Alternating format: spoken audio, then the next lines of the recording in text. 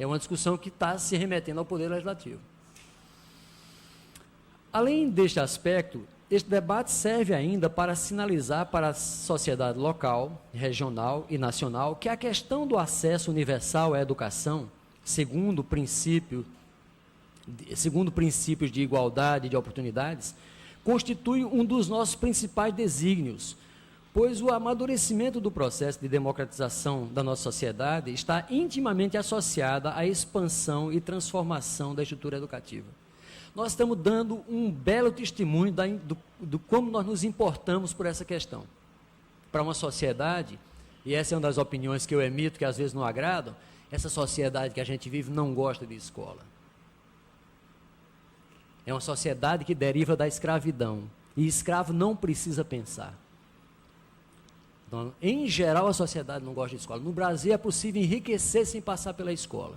Aliás, um monte de otário é que vai para a escola, porque se sabe que escola não dá dinheiro. Eu sou um doutor em educação que ganho muito menos que muita gente que não foi à escola.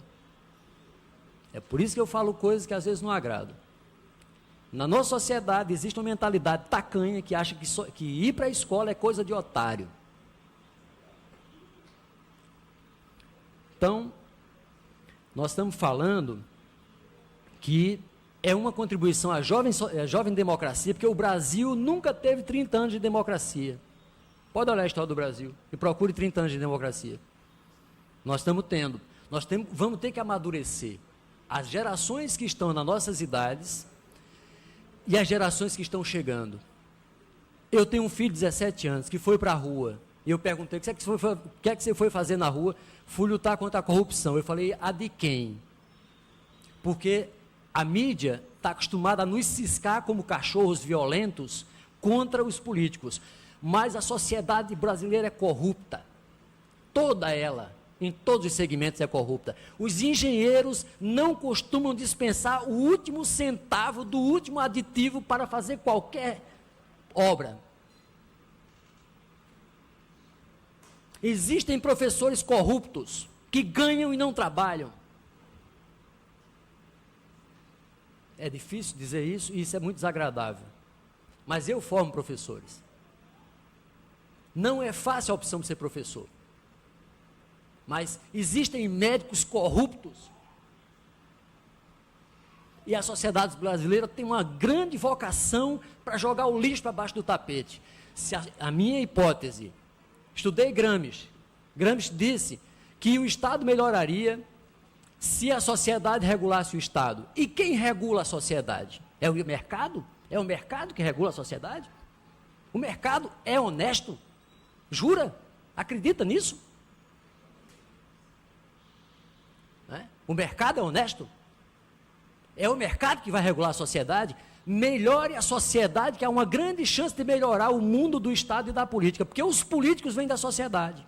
Eles vêm dos grupos sociais, os grupos de interesse, que elegem seus políticos para, quando chegar aqui, legislar em defesa dos seus interesses. Nós não podemos nos enganar quanto a isso. Então, nós precisamos fazer um debate contra o Estado, mas contra a sociedade. E é isso que está em questão na jovem democracia brasileira. Nesse momento, a democracia brasileira tem dificuldade de trabalhar com a redução das desigualdades. Com as parcas ações que estão acontecendo, é verdade, podem ser melhores, mas nós estamos ainda vendo gente espernear por conta de não querer reduzir as desigualdades. Que história é essa de empregada doméstica ter direito à carteira assinada? Que história é essa? Isso é um abuso. Empregada doméstica é mesmo aquela pretinha que, se não servir para ser trepada, ainda tem pai dentro de Vitória que acha que o filho deve se iniciar sexualmente com as meninas pretinhas. É um nojo. É um nojo a sociedade brasileira e capixaba nesse aspecto. Eu vi um dia desse, esse papo veio para cima de mim. Alguém sugerindo que eu orientasse meu filho de 17 anos a se iniciar sexualmente assim. E venha me dizer que corruptos são os outros. Muito bem. É por isso que eu digo coisas que não agradam. Para tais desígnios efetivamente acontecerem, precisamos nos tornar capazes de mudar mentalidades, as nossas próprias e as de quem for preciso, para refazer as leis, para reformar as gestões, para mudar as escolas nas suas organizações e funcionamentos, suas estruturas, seus currículos, no sentido de dignificar o trabalho dos profissionais de educação. Basta da infame piada veiculada pelo Jô Soares: o professor é o artigo disponível mais barato no mercado educacional. É uma piada que o Jô faz aí, vez por outra. Bem como de qualificar a formação de novas gerações, com uma política pedagógica que as incentive a serem ativas, participativas, reflexivas, solidárias, responsáveis, preparadas assim para nutrir e se nutrir do processo democrático, de onde jamais deverão desejar se afastar. A democracia é ruim, sem democracia é pior. Quem já tem um pouco mais de 30 anos deve saber bem disso. Deve saber bem disso. A democracia é ruim, cheia de defeitos. Vai para o autoritarismo, vai para o golpe. Né? Não. Vamos ter que aprender a ser gente dentro da democracia, dessa ou de outra mais refinada, ou de alguma coisa melhor do que isso. Para trás, mas não. Alguns números indicadores da gestão da educação de Vitória 2010-2013. Alfabetização. Conforme informou a CMPMV, a Municipalidade de Vitória vive, entre os anos 2000 e 2012, um processo de paulatina expansão e consolidação do seu sistema de ensino público. Contabilizadas as taxas médias da alfabetização da população residente em 81 bairros da capital, com 15 anos ou mais, em 2010, a taxa média era de 96,2% de alfabetização. E a taxa média de analfabetismo para a mesma faixa etária, na mesma localidade, era, consequentemente, de 3,8%. Vitória está ótima. Vitória está ótima. Isso é um índice maravilhoso. Quisera eu que toda cidade do país, capital ou de porte médio, como Vitória, tivesse um índice desse. Esse índice é muito bom. É muito bom. Eu estava vindo para cá e o Antônio estava me entregando ali a Veja dizendo o seguinte: Brasil ganha 300 mil analfabetos em apenas um ano. Taxa registra crescimento de 2011 para 2012, interrompendo a tendência de queda que se mantinha havia 15 anos, mostra novo estudo divulgado pelo IBGE. Estão tentando entender o que é isso, mas é que, dependendo do conceito de alfabetização, nós temos muito mais analfabeto do que isso que está dito aqui. Se a alfabetização for só escrever um bilhete, ou ler, contar minimamente, escrever um bilhete, tem muita gente alfabetizada. Mas quando se trata de interpretar um texto, de desenvolver ideias mais bem elaboradas, ou mais atender a certas exigências, aí tem muito analfabeto entre os meus alunos da UFES. Bem nascidos, bem criados, boa parte deles, com celular de última geração, com carro. Alguns falam inglês, mas quando eu dou uma prova, 10 questões sem consulta de texto, eu corrigi uma prova esses dias, havia sem H.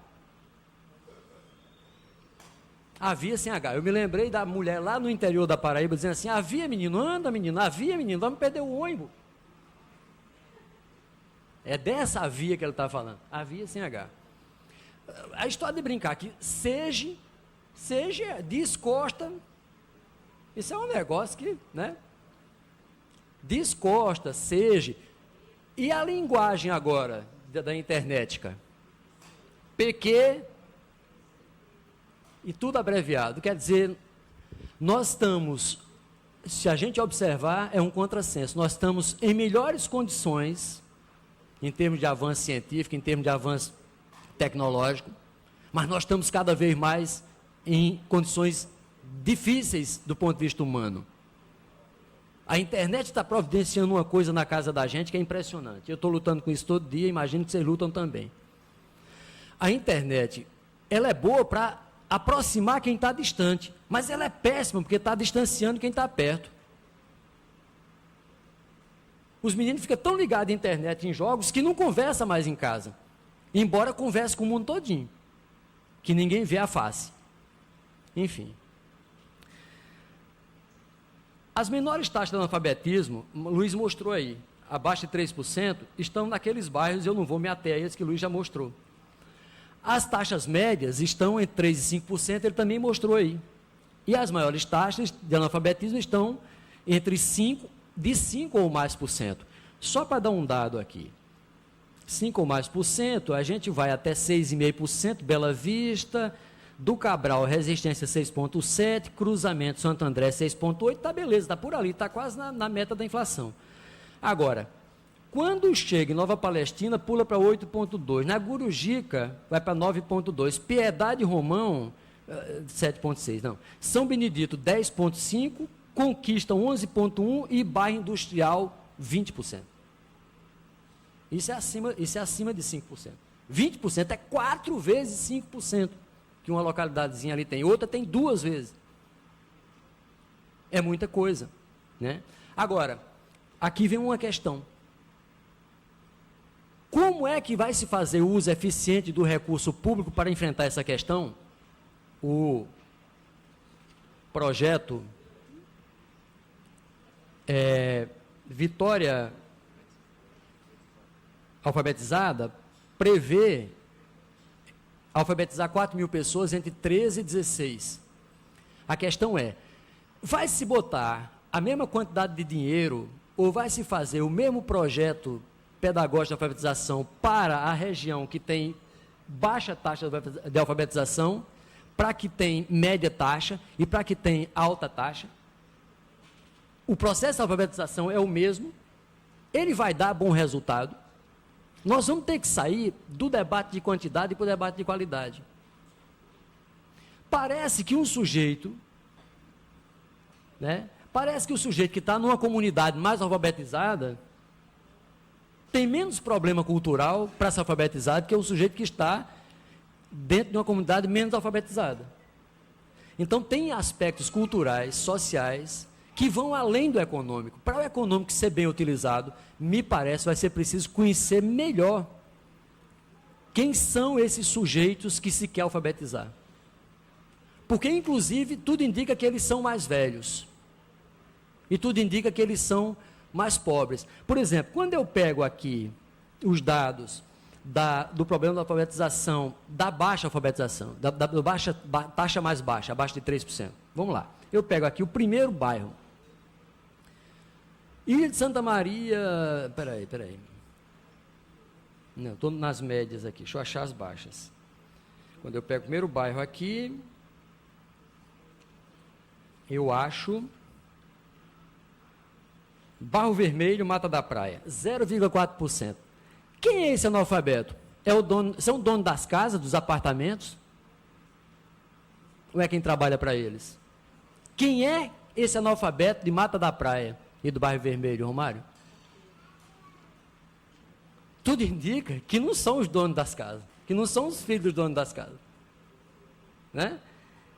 Então, esse tipo de recorte vai ter que ser entendido, porque é diferente de você ir perguntar pelos 5,5% que aparece no bairro, no Forte São João, Luiz, 5,5% de alfabetização.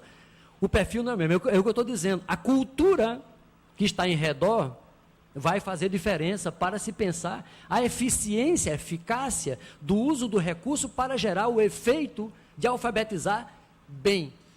Porque não pode ser mais simplesmente ler, contar e escrever, se o cara depois não saber para que serve isso.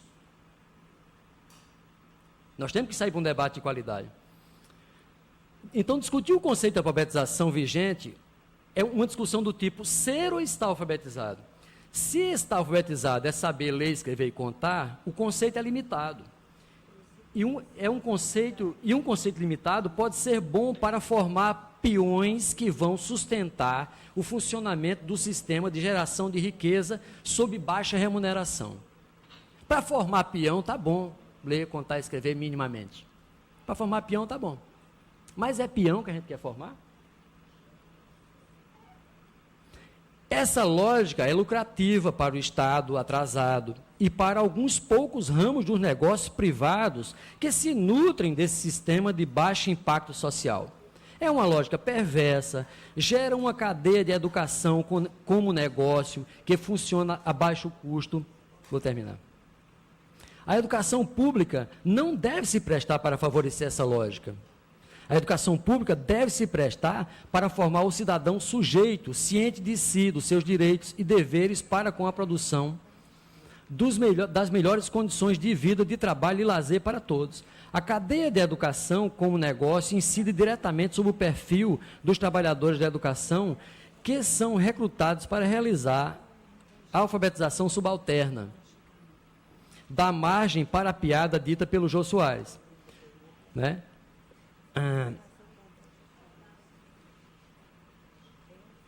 O professor é o insumo mais barato do mercado, né? Ao dizer isso, é possível que os defensores da educação como negócio digam que o argumento é fraco, porque, por exemplo, em Vitória, a maior parte do dinheiro gasto com a educação pagou o salário dos professores.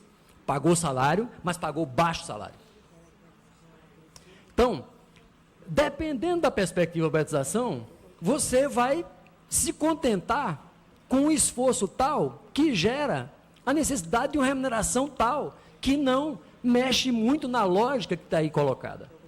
Agora, se for alfabetizar para uma outra perspectiva, você vai ter que exigir desses professores outra condição de entendimento. Alguns professores serão necessariamente realfabetizados, para poder mudar um pouco a percepção do que é alfabetização. Um conceito um pouco mais amplo, como queria Paulo Freire. Né? E esses professores precisam de investimento na formação deles. Isso vai requerer gastar mais dinheiro. E eles precisam de incentivos, eles precisam ganhar melhor. Então, um professor, nós precisamos pensar o seguinte, olha, nos apresentam que a Finlândia tem os índices de educação mais altos do mundo. Pelo que eu percebi, pelo que eu sei, desde 1921, a Finlândia, sendo aquele paizinho pequenininho, lá no gelo, nada comparável ao Brasil, fez um programa de formação, desde 1921, que chegou em 1970 com todos os professores de educação básica mestres. Quando isso vai acontecer em Vitória? É um absurdo querer que os professores da educação básica de Vitória sejam mestres? É não. A UF está aí com um monte de curso de mestrado. Tem que ter uma política para botar os professores lá dentro. E tem que botar de um modo que eles voltem para dentro do sistema para fazer a diferença. Né? E eles têm que ganhar por isso. Então ninguém vai investir em mestre porque não vai gastar dinheiro para pagar melhor salário para mestre. A gente vai ficar... Quantos professores ainda tem nível médio? Quantos têm especialização que não tem a ver com a educação escolar? Não é? Então, quantos não são dessa praia? Não é? São professores porque, enfim, têm estabilidade, passaram num concurso, mas não são da praia. Nós precisamos tratar a educação como um campo de trabalho atrativo para os sujeitos que se identifiquem, interessados, inteligentes e capazes. Por que isso tem que ser guardado para a tecnologia? Quer dizer que gerar tecnologia é importante, é certamente importante, mas polir gente não é importante, não? Né?